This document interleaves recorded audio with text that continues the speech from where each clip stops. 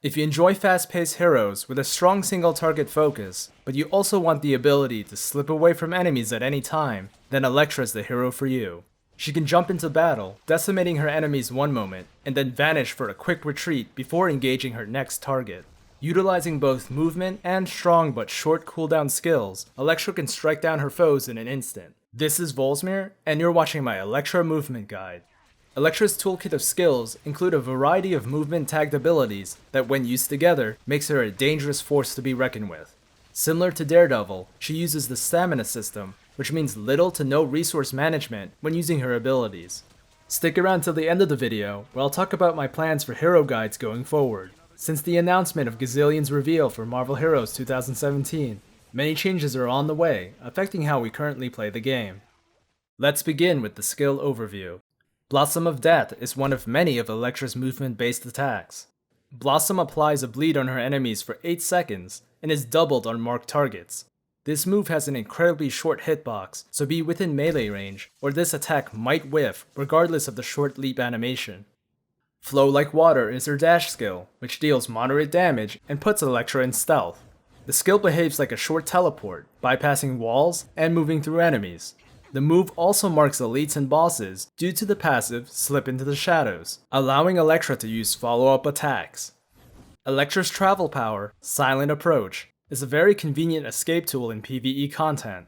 Not only do you move at 1000 travel speed, but you also remain in stealth throughout the entire run and will de-aggro from enemies. Shadow Strike is Elektra's AoE spike. It has a short 4-second cooldown and applies a mark on elites and bosses. It's great for clearing waves and stunning enemies. From the Shadows is another single target spike that will spread the marked debuff to nearby foes if you hit a marked enemy. Use this skill to briefly knock down your target. Slip into the Shadows is the offensive buff with a passive that allows Flow Like Water and attacks when used in stealth to apply marks to enemies and bosses. When activated, Elektra turns invisible for 5 seconds and gains a massive critical and brutal damage rating buff while reducing the damage she takes by 50%. Mark for Death is Elektra's primary offensive passive. It grants the usual stats like damage rating, critical rating, and critical damage. You will not need to slot this in for its active effect because Slip into the Shadows will handle your mark debuffing. Use your spare power points into the defensive passive Hyper Awareness. The movement build doesn't have room to fit in the CC breaker, but luckily with Elektra's on-demand stealth, you probably won't need to. Behind you is Elektra's hardest hitting single target spike. It can only target marked enemies, but it will one-shot any elite and deals upwards of 1,000,000+ damage to bosses and mini-bosses. It also has the Execute affix, which means it'll deal more damage the less health the enemy has. Not Even the Stars is Elektra's signature AoE clear. It deals damage over time, marking elites and bosses in a wide radius, all the while making you immune to damage for the duration. Cut a Swath is Elektra's on-demand movement AoE clear. It deals considerable damage against marked targets and gives Elektra some much-needed AoE support. Slots 2, 3, 4, and 5 are Elektra's default uniques. With the upcoming design overhaul to items, don't waste credits on re-rolling stats as the removal of power points will affect the overall item budget on gear. You can farm for better upgrades, but don't stress too much about it until we get more details coming from Gazillion regarding the item changes. On Elektra's costume, I'm using all 4 critical damage affixes and a Trifecta core. With the insignia of Elektra, I'm doubling down on critical damage and critical rating. My pet has bonus health, stamina, physical damage, +1 to all powers, and +3 to strength. The +1 to powers will be changed to a new affix in the future, so don't worry about that. And strength as a stat will be buffed as a result of the overhaul. I'm using the Savage Axe of Ares for my level 80 legendary as it's a solid choice for physical heroes focusing on critical and brutal damage. For rings, I'm using the Midtown Guardian Signet. It's one of the few rings tailor-made for movement-based builds. It gives a constant damage bonus every time you use a movement skill, which with Elektra is a 100% uptime. It also grants +1 to movement and melee powers. Again, these plus ranks will change into something else when the design overhaul hits the game. For relics, I went with Subterranea. Given all of Elektra's offensive options and on-demand stealth, I wanted to balance her survivability with some additional defense rating. Depending on how risky you want to play the build, you can opt for Atlantis for more critical damage. For artifacts, focus on boosting critical and brutal stats as much as possible. Enchant them with 4 Blessing of Hogan for more melee synergy. I'm using the Skull Defender's Medallion for more sustain. The high health and deflect rating, as well as the dodge and defense buff, will help round out Elektra's stats. Similar to Daredevil, I chose the Lunar Eclipse rune word for an automatic safety net that kicks in when you reach low health. Use the moments when you're in stealth to heal up and reposition. If you want more damage, go with the Power Dupe rune word. Here are the hero synergies. Feel free to pause and review them at your own pace.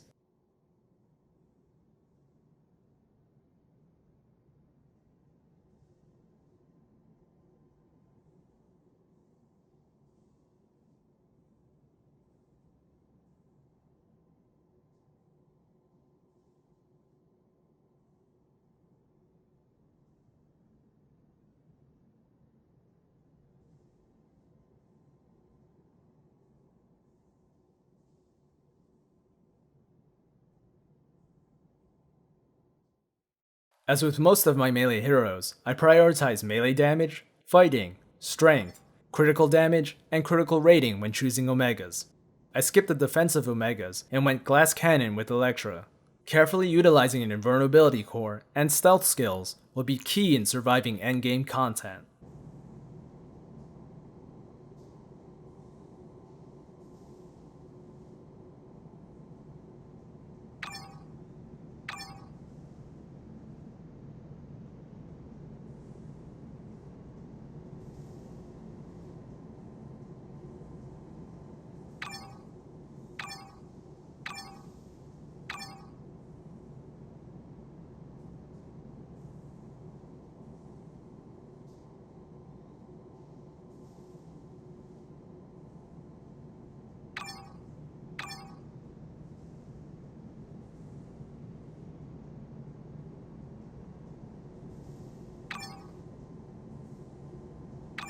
Wasp is ideal for movement heroes such as Elektra and Juggernaut.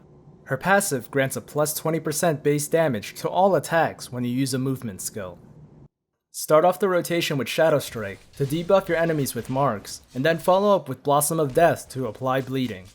Activate Slip into the Shadows, and then cycle through all of your cooldown attacks. Filling up the downtime will be Cut a Swath and Blossom of Death until the cooldowns are up.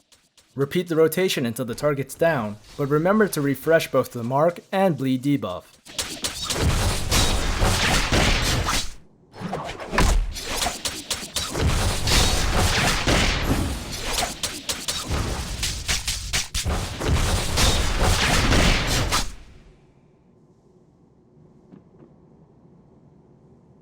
In the Cosmic Trial, keep note of 2 skills, the first of which is Cut a Swath. You'll clear the trial faster if you can hit multiple enemies at once.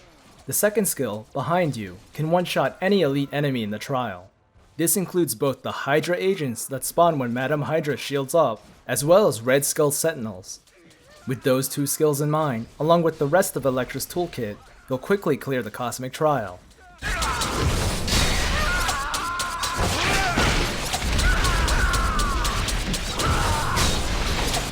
Hail, Immortal Hydra!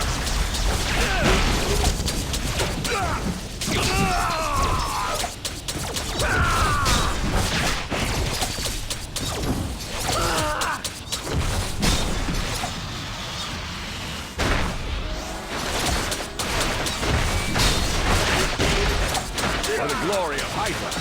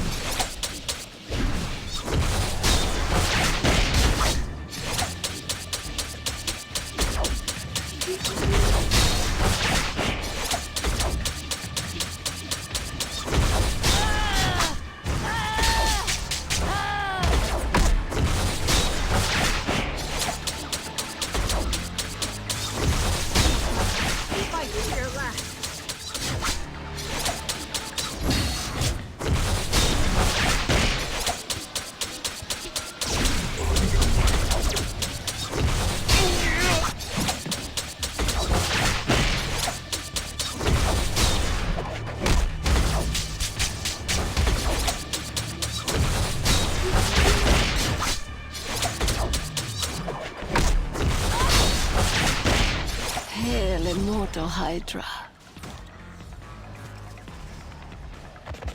For the glory of Hydra.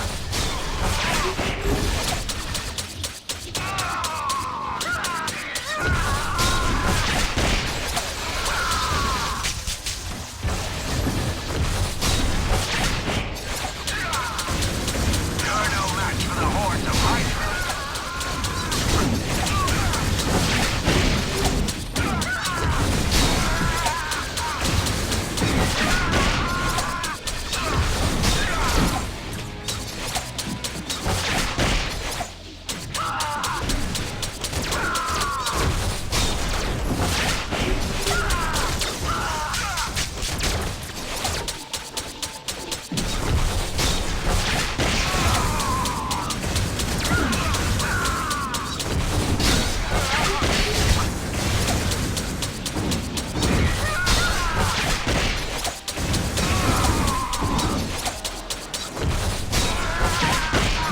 What's the target?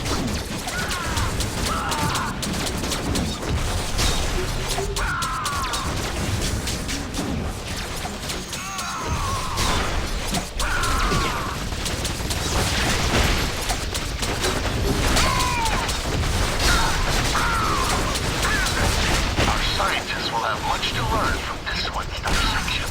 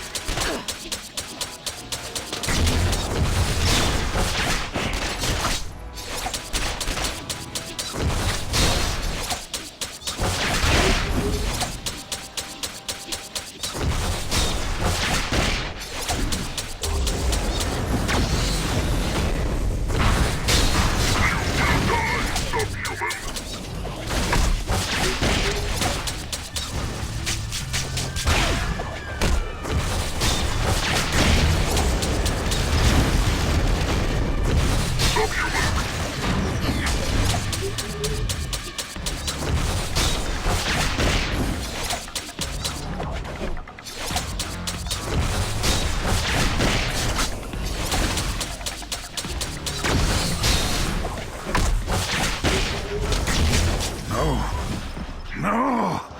I will have my revenge, for the Red Skull shall always return. Your pithy accomplishments do not impress me. Considering the changes coming to the Marvel Heroes 2017 update, going forward my build videos will be on a brief hiatus. Until we know the specifics of the item, skill, and talent systems, I expect the relevancy of my hero guides to last about 1 to 2 months before Marvel Heroes 2017 officially launches. In the meantime, I'll still cover new Marvel Heroes events, as well as guides into getting to the top 10% of the Danger Room tournaments, as those are time sensitive and should be relevant as they come out. Until my next video, enjoy playing Marvel Heroes. I hope you enjoyed watching the video. Be sure to leave a like and comment down below your thoughts, opinions, and how I can improve the channel. Follow me on Twitter on @Volzmir to keep up to date with my latest content.